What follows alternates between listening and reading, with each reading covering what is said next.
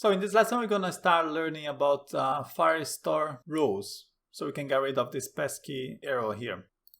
Now in our application, we have this block here that is targeting every document in our database, and it's not allowing any read or write, hence the arrow here.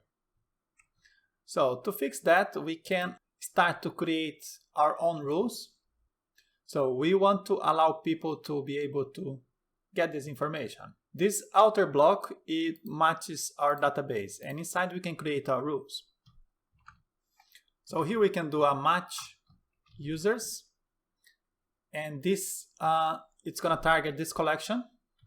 Now we need to get up this ID, and you can do that with the curly braces. So, and the value for this user ID will be different based on what kind of document the user is trying to get.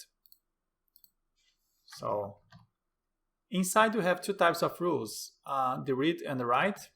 Let's start with those ones. So read and allow write.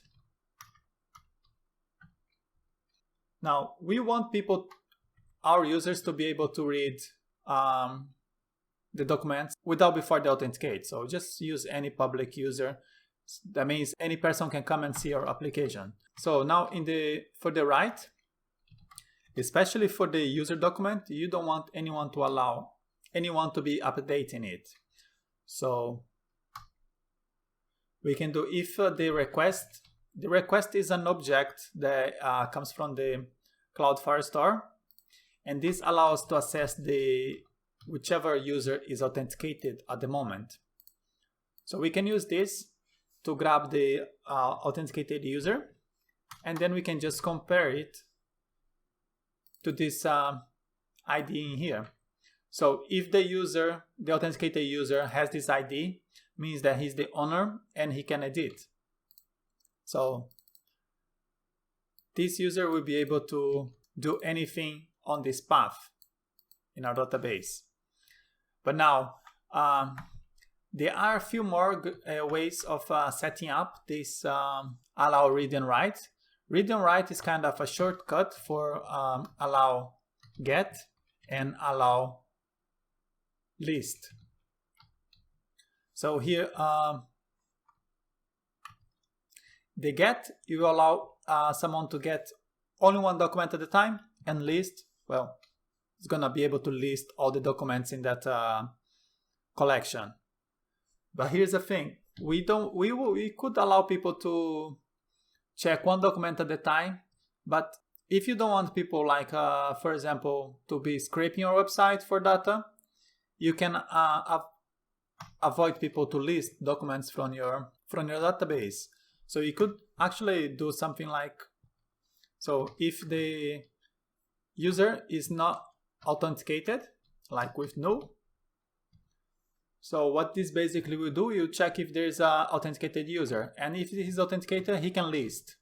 Although this won't block people from scraping your website, it will still they're gonna need to create an account with you, and then you can keep track what kind of data each user is seeing it.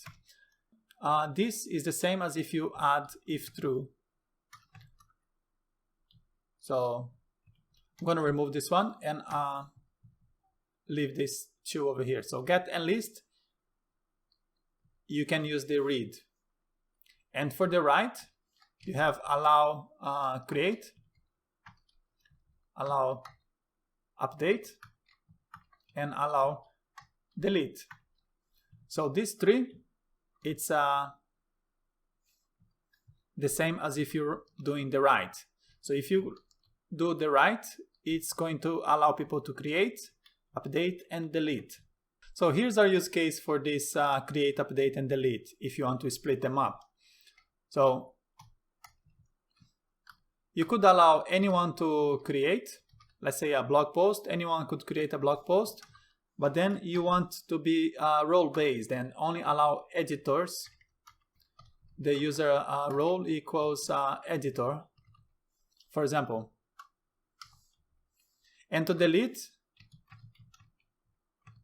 only admin can delete. So these are some use cases for this create and delete and update. But if you just want a simple one that will encompass everything, like this one, you allow the user to delete, to create, and to update their own stuff, which fair enough, they own it. So now you should leave this one at the bottom, because this will match anything else that you have in your database. So here we're creating the rule for this specific place in our database. But if you don't leave this one, people would be able to create other collections and stuff on your database. So always leave this one, so the rest of the database is secure. And keep it false as well. Now we need to add it to our Firestore on the console. So if you go to the rules tab, we have our rule here from before. So to send this one up, we can just do, it's gonna share this terminal, and I'm gonna do the same as we did with the functions. I'm gonna do a Firebase deploy, only Firestore this time. Now this is gonna deploy indexes and the rules.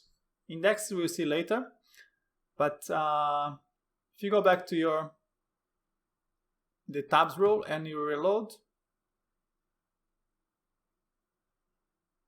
and there you go, our newly deployed user rules. So anytime you do a change in here, just deploy with Firestore only, and you get the updated in there. So try to always use it to edit your rules here on your file, so you can keep it in a version control manager like Git,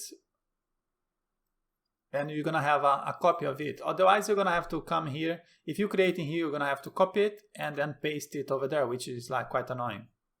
So let's try our new rule. We have our missing permissions in here, and I have my server running right here. So I'm gonna reload, and here I have my object, and it's displaying the data in there as it was before.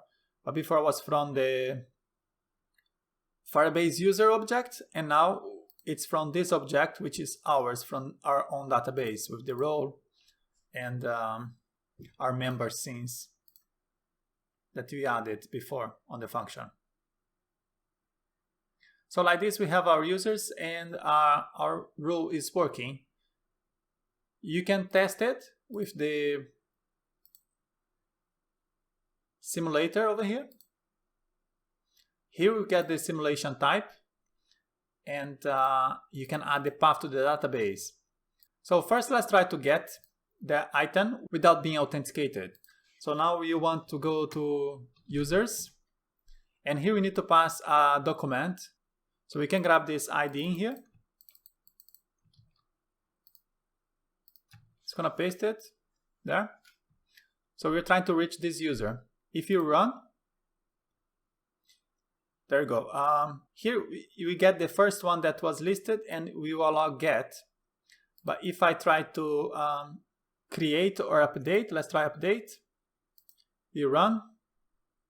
This one, you will block it because I need to be that user to be able to run it. So let's say I'm authenticated, and I'm marking here the authenticated toggle, and I just need to pass the UID in here. So, or the email if you prefer. I'm gonna do with the Firebase UID, and I'm gonna run it. So this will allow write, because I'm authenticated with this person, and I'm trying to get this document, which I'm the owner, so it allows me. This one will block anything. So our rule so far is working. Let's try to list. So unfortunately, we don't have a way to list, to test for this list. As you can see, we only get get, create, update, and delete. We don't have the list for that. So we won't be able to test that one, but later we're gonna see this when we're gonna try to list our users. We're gonna see this rule in here in practice. So far this is how we can do a little bit of a simulator. It's nothing like really difficult. You just choose which one. You need to make sure that you pass the ID of the document, like a mock document. Right now we're testing for this user. And here you can pass whichever user it's authenticated or an email instead of the UID. All right, so this is about it for this lesson. If you go to the documentation and you go to the Cloudflare Store secure data, structure your rules, for example, here's what we spoke about it, that we have a bit more granular way of doing things. And there are some more information in here, like how to set sub-collections. And also, if you go to the bottom, there are some limits. But this is basically if you have a really high volume in your app. For now, we're testing. This is not, it doesn't make any difference for us. But just keep in mind that there are some limitations. So far, we have these rules. But throughout the course, we're gonna create. Whenever you create a new property or collection, we're gonna add some more rules in here and learn a bit more.